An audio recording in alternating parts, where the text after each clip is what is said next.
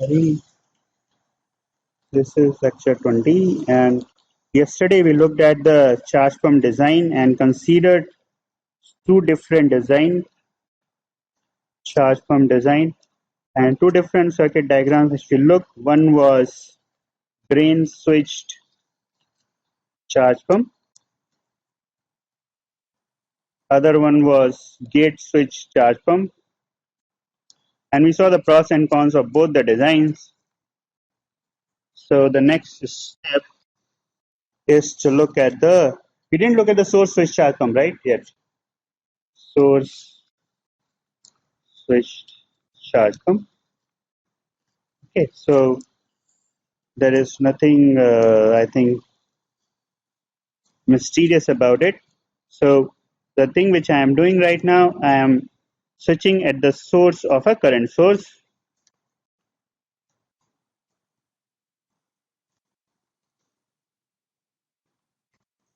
So this is the output, and we get this bias voltage with current mirrors. This one is down signal, this is up signal, upper. So M1, M2, M3, and M4. Okay. So in this case, your M1, M2, and M3 are current sources.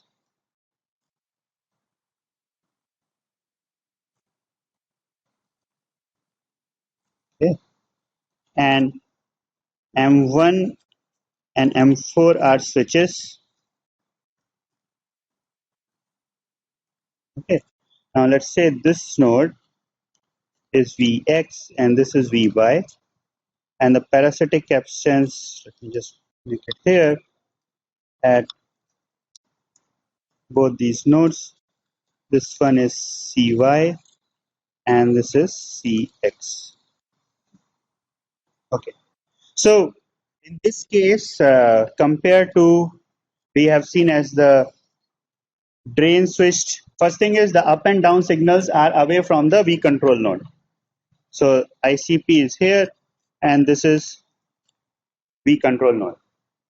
So up and down switches are away from the V control node, so you are having a lesser clock feed through, but clock feed through will surely be there because we have all the capacitances, means it's coming to the parasitics of these capacitors. Okay. Now in reset phase, so the two things which we looked in the previous design was the clock feed through.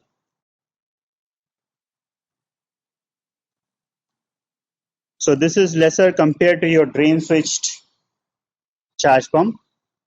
And the other thing is the settling of this charge pump. So settling of the charge pump requires your Vy and Vx node to change from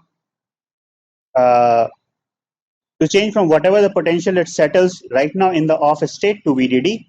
So in active phase, your Vx node goes to ground and Vy goes to VDD. Okay, but both these nodes are having the parasitic or the capacitance at these nodes are the drain capacitance of the drain and source capacitance of M3 and M4, which is much lesser than the gate capacitance which you have seen in a gate switch charge pump. So it is faster is faster in comparison to the gate switch charge pump.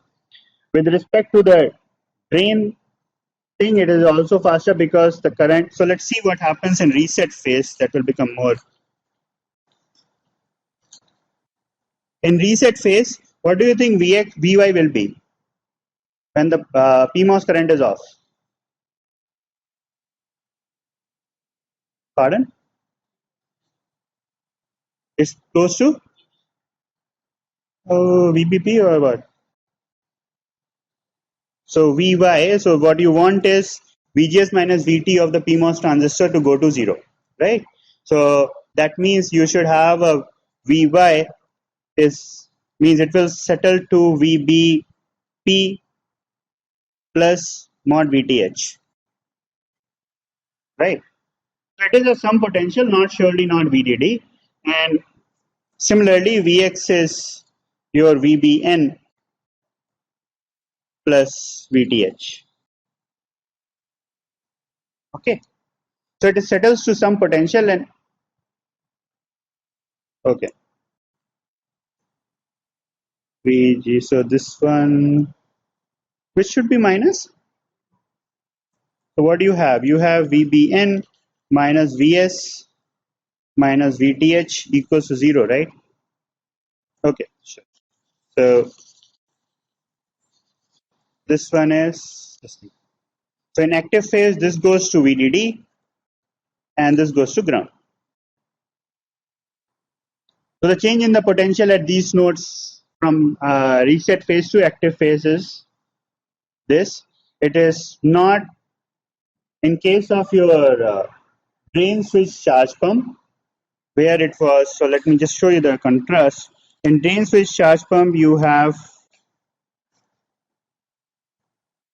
this was the switch, this was VBP, and this particular one was your up bar signal, right? So in this case, this when we switch it off, this node potential goes to VDD, and that changes from VDDT to whatever the V control node in case of a drain switched one. Okay.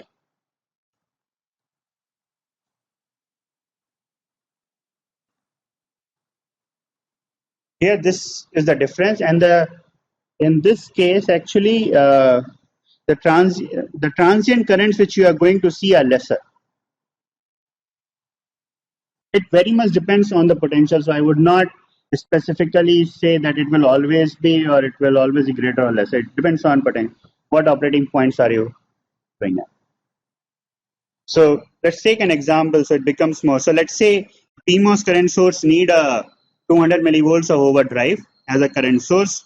So in case of your drain switched, when it is active, at that time this one is okay. No, if it is operating at a if it is operating as a current source, this node potential should go to V control itself. It can be switch is an idea so far. So this goes from VDD to V control, and this one inactive phase. Inactive phase it goes okay. This VB goes to V. It goes to VDD, not V control. So for the current source M3, what is VDS when it is off? In off state, that is VBP plus mod VTH minus, okay, just put it this way, minus your V control. Okay, and for M4, M2, VDS is your V control minus your VBN minus VTH. Okay. So can you comment whether these M2 and M3 current sources are in saturation even when it is in the off state?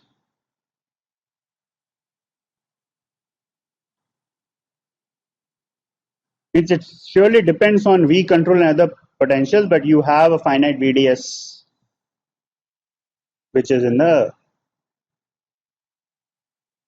off state. Okay. So you require the VDS should be greater than your VD set. So it again depends on what V control are you operating at. But in case of a drain switched one, your VDS actually goes to 0 in off state. Okay. So that there it goes from linear region to saturation region. When you switch on, here it is in saturation region though cut off. Means you will see that difference. So the transients are larger in case of drain switch as compared to source switch. Okay, and the speed I think will be the similar for a drain switch and a gate switch, because the only node which needs to settle is the intermediate node. and it depends on what capacitance exists there. I'm just thinking if I replace the two MOSFETs for the switch and the other one. Okay, so other difference is okay. So let me put it this way: in an active phase, I have consider the case when both the switches are on, which is means VBN, VBP. This is 0 and this is VDD, right? And CX and CY. And there is some parasitic caps here, let's say CP, means this is a part of the loop filter. Okay, and in the off state, I have, this is when I go from on state to off state. So this is CX, this one is CY, same VBN and VBP. So can you tell me what happens? So let's say the currents are matched and everything is matched. But what happens when we go from on to off? So this potential right now was sitting at VDD. Let me just mark here. Sorry. This was VDD. Let's say this was V control of 0 and this was ground. So now what this Vy potential should be? See, before it gets cut off, it has to do something that the potential changes. So what we say is that in the end, this potential is VB, sorry, this changes from VDD to VBP plus mod VTH, and this changes from ground to VBN minus VTN. So how do you think the V control will change? And can you say what phenomenon is happening here? Taking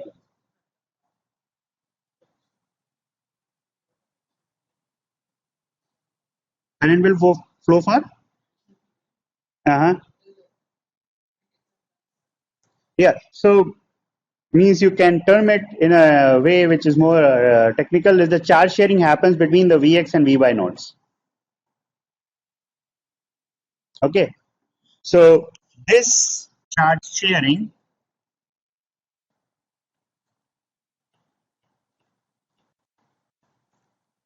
so you got the idea how the charge sharing is happening when you go from one state to the on state to off state. Charge sharing between Vx and Vy actually give to you delta V control, which is which leads to another whisper in the. I didn't put the loop filter because that becomes a little bit complicated to understand. So the capacitance charge sharing you can. And what was the case in a drain switch? So because we are always, I'm always looking at the comparison. So in case of drain switch, let's say this is the same model. We drain switched charge pump. What we have is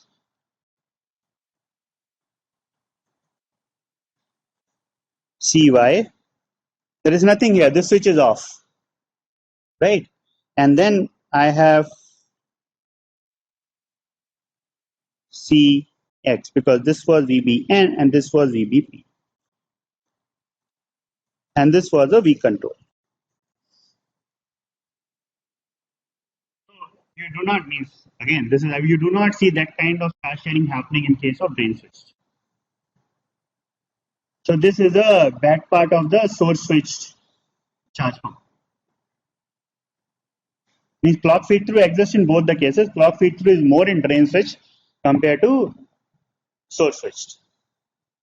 Okay. So can you suggest that what can I do to avoid this charge sharing?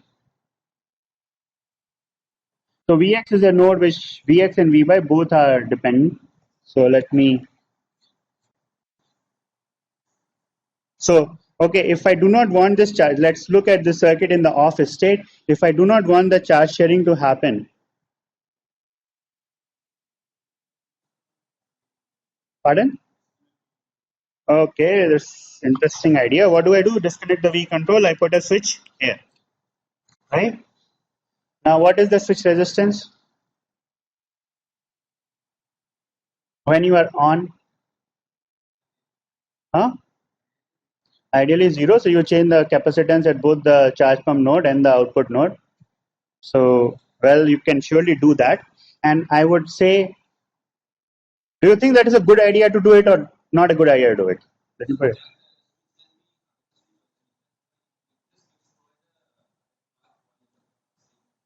No, it needs. What do you mean by current switch?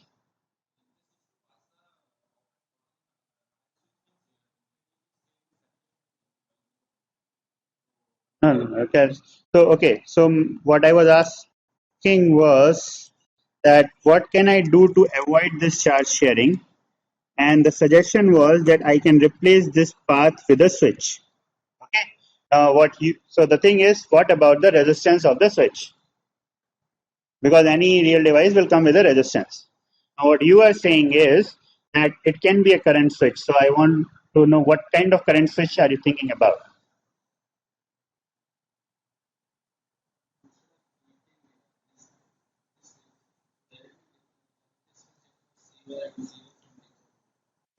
So, okay.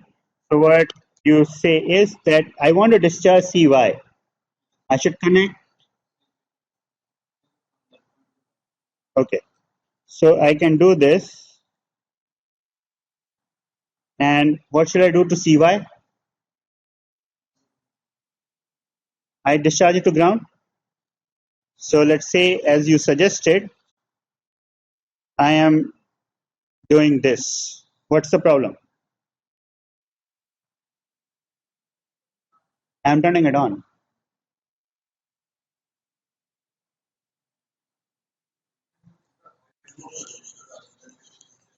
Which high value resistor? Okay, so let me, other than this switch. So first thing is there is no problem with this switch as he suggested. Means why there is no problem? Because if I discharge the CY to ground, your PMOS will not turn on. So it's not a problem on the PMOS side, it's surely a problem using the same switch to discharge on the NMOS side. Okay, now what do you say?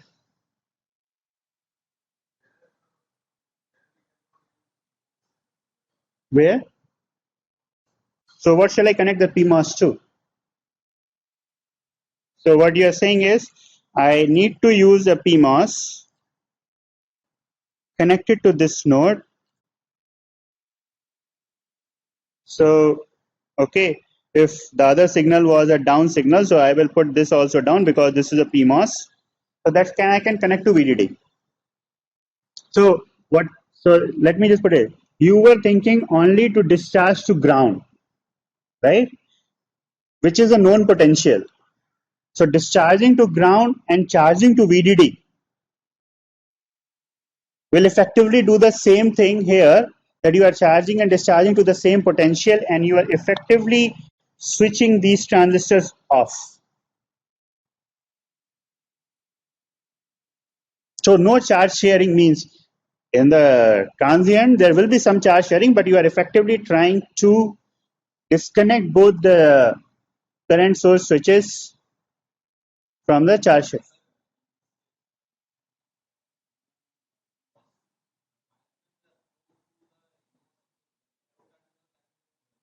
Which thing?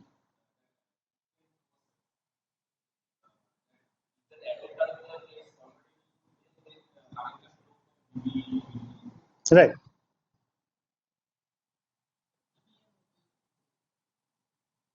Hmm? Yeah, so what shall we do? So okay, let me, yeah. So the thing is, we control voltage is mostly, means it again depends how much VBN is in relation to V control. If you say the V control voltage is one threshold below VBN or more, then what you are saying is right.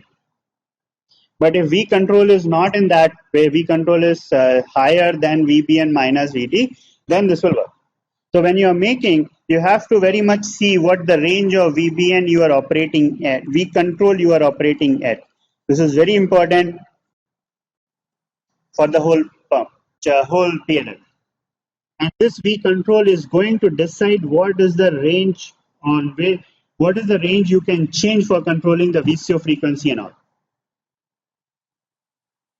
So whatever delta variation of V control you want to take in your PLL, you should consider that my charge pump is able to perform at all the V control voltages. Okay. So, okay, so these two switches which we have just drawn here, they can actually reduce the charge sharing while going from on state to off state, and hence they can reduce the delta I or delta charge which is pumped onto the V control node. So this is quite regularly used. So let me just add to here. This one is up bar, and this one is, so this is ground, and this one is when down is high. Okay, so this is and this charge pump has the lowest power consumption as such because it conducts power only when the current is needed to recover phase or anything. Okay. So these three designs schematics of the charge pump are used depending on the requirement, and the source switch one is quite often used, I would say.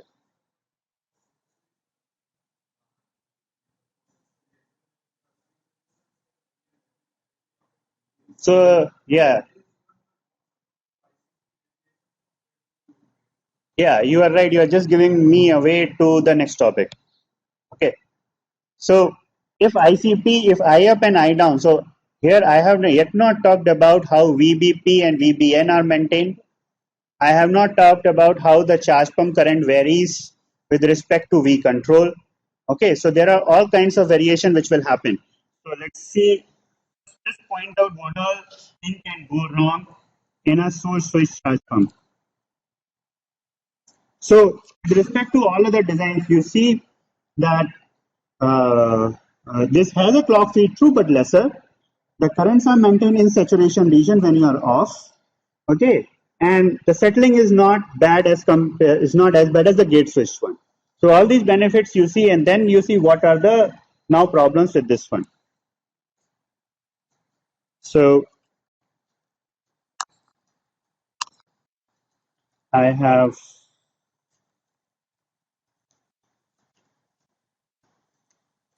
this one up bar down VBN VBP, and let me right now just say that I have a single current source pumped into NMOS and VDD, and this one will give me VBN, and I use this VBN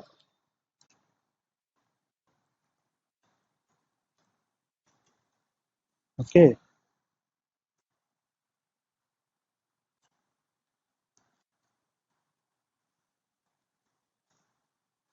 This is ground, and I get VBP.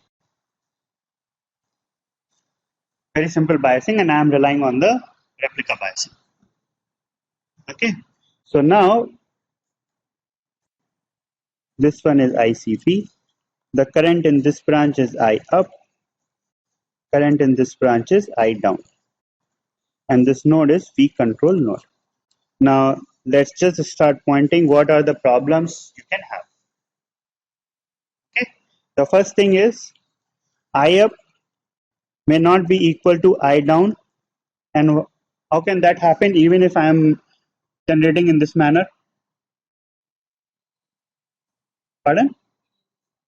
VDS is not set. So this arises because of the reason of, in this case, I up is not equals to I down, because you see the channel length modulation effect,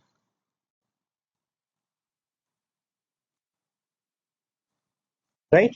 There's a VDS effect. So can we fix that thing easily? Pardon? Cascode. So this gives you a way, have a cascode current source.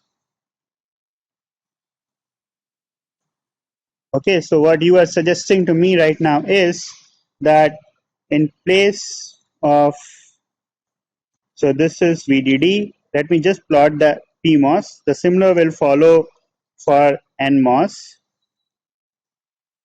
So let's say this is the main current source, M6, M5. I'm just plotting the other inverse. So this is up bar. This one is VBP1, VBP2, right? And then I have an I out here. So this one is for cascoded current source.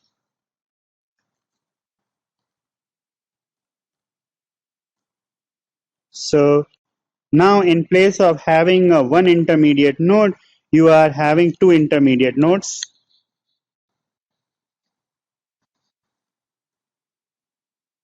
So let me call VY1 and VY2. Okay. So this one is surely going to give you a lesser VDS effect, or let me just write it as a, means larger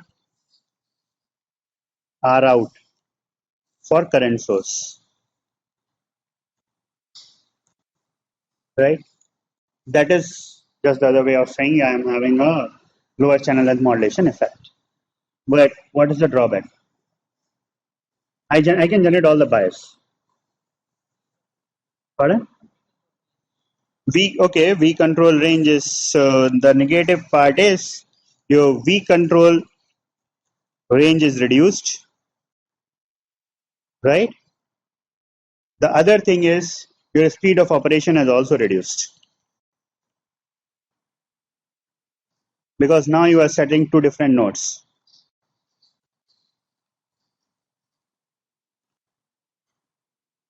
And now you have to worry about the charge setting for both of them. I do not know how will that play, but you have to take that.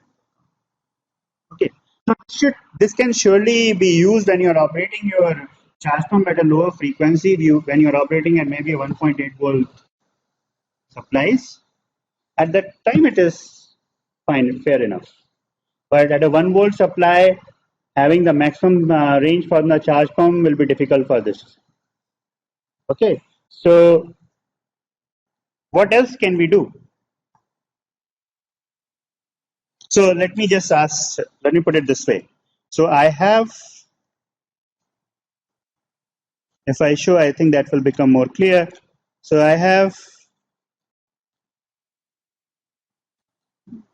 this node V control varying over a range, and I need to make sure that I down during operation should be equals to I up. And I am this is VDD, and I am this is VBN. So let's think it. VBN gives you I down. You want to make I up equals to I down for a given V control node. What will you do? So what we were doing initially, we were having, let me just put it.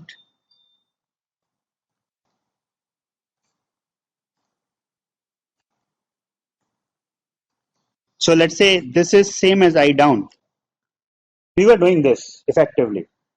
But what we want is this, both this PMOS should operate, if they operate with the same voltages VG, VS, VD, then effectively that should be all, that should work, right?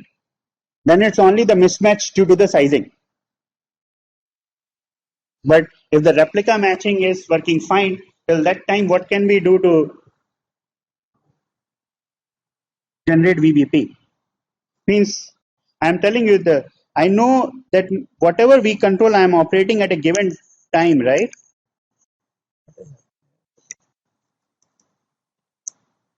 So whatever V control I am using at a given time, I want my current source also, which is generating that current, to operate with the same.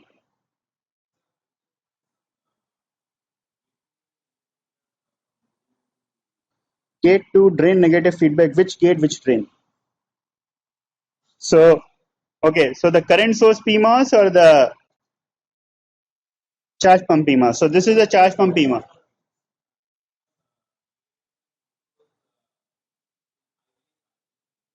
Okay, you're saying to take the current out from the gate. So, okay, so let me see if you're saying this. Somehow,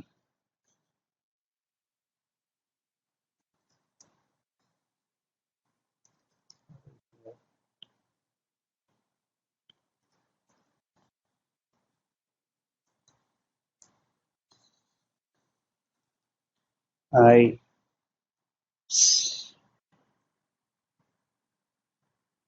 okay,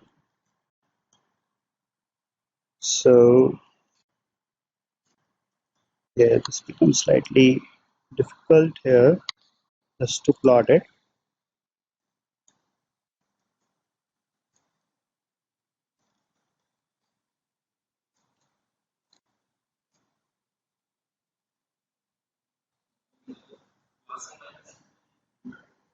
Pardon?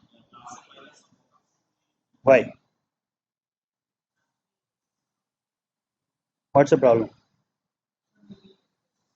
Pardon? No, can you just repeat what you said? So let's see what happens if I have this plus and minus. If my V control node is higher as per the VDS, so what is my requirement? My requirement is I up should be equals to I down no matter what V control is. So let's say if your V control increases, right?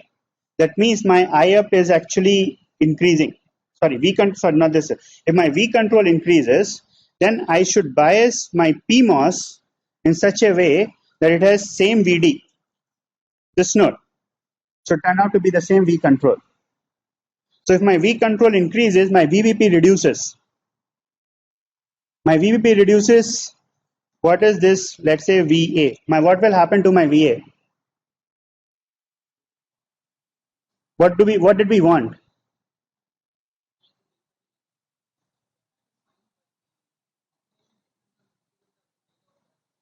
Operation depends on. Yeah, I down current source will not be an ideal current. I down current source will be actually coming from. So if that is the concern, so let me say, uh, okay,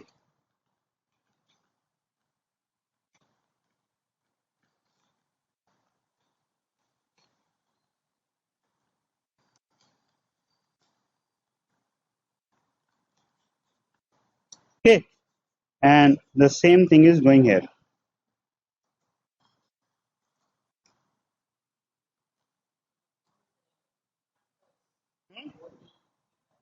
Pardon? Yeah, yeah. Which port position? The charge pump is not always operational. Charge pump is so the charge pump output control voltage is means the charge pump is not conducting always the current. So that node you are always only taking to find what's the DC voltage there. And the easiest way is, because I'm talking here, you have the resistance and a capacitor at the output of the charge pump, right? So this voltage VC is the most settled voltage which you can use. So in place of directly sensing the charge pump, I can use this voltage, right? I use this V control voltage to get the charge pump. Means what you are saying is the beta factor because of this impedance. Yes, that will be there. But you can find the PMOS current source equal to the IMOS, or equal to the NMOS current source. Whatever gate drain potentials, it varies at the charge, real charge. It has to be which amplifier? Why? No, that's the assumption, right? You are saying V control can go to a very low. I would say V control will not go below a 300 millivolts roughly on a 1 volt supply. Which NMOS current source can work? So means yes, the range will be, let's say for example, on a 1 volt supply, you can think 0.25 to 0.75. That is possible. But now this loop has to be compensated because you see uh, two amplifiers actually, right? So you compensate this loop whichever way it works, maybe with a cap or cap resistance or anything, and you can make sure that your I up is equal to I down even for a different control voltages. What can you comment on the bandwidth of this amplifier in relation to the bandwidth of the PLL? Now, if it should be slow, then your charge pump current will not work at all. So, yeah, go ahead. No, now that's the question. The way I have shown you the V control is coming from the capacitor. It is only changing slowly. So it has to be it has to be larger than bandwidth than that V control, right? Means ideally it should work as fast as possible so that this bandwidth control doesn't come into your PLL bandwidth picture. That is only when you are using a single frequency PLL. Okay, but as soon as you start going to the fractional and PLL where you are changing the frequency continuously, you will change the V control voltage. At that time, the bandwidth of this amplifier becomes important. And we have not done a fractional and PLL, but I will just tell you, because this is all measured results, that using this kind of logic for a fractional and PLL actually helps to reduce your fractional and spurs to an extent within the bandwidth of the PLL. And channel length modulation, this can take care. Okay, so let's stop here.